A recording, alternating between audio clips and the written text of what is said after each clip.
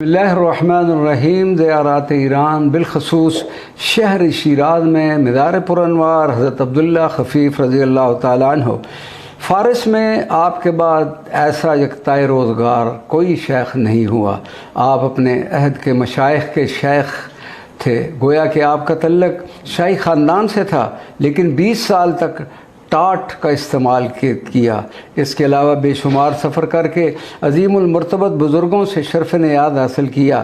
آپ کا معمول تھا کہ ایک رکعت میں 10,000 مرتبہ سورہ اخلاص پڑھا کرتے اور پورے سال میں 4 چلے کھینچا کرتے، حتیٰ کہ آپ کی وفات بھی ایک چلے کے دوران ہی ہوئی تھی۔ آپ کو خفیف کا لقب اس لیے عطا کیا گیا کہ آپ افطار کے وقت 7 منقوں کے سوا کچھ نہ کھاتے۔ ایک مرتبہ دوف و نقاہت کی وجہ سے خادم نے 7 کی بجائے 8 منقے پیش کر دیے۔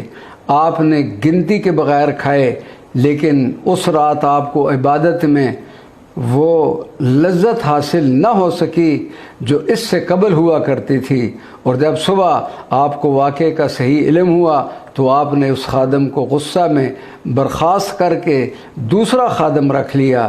حضرت جنید بغدادی رضی اللہ تعالیٰ عنہ سے بھی آپ کو شرف ملاقات حاصل تھے۔ الحمدللہ شہر شیراز میں حضرت عبداللہ خفیف رضی اللہ تعالیٰ عنہ کی بارگاہ مقدسہ معطرہ میں متعدد بار حاضری کی سعادت نصیب ہو چکی ہے۔ الحمدللہ علی ذالک۔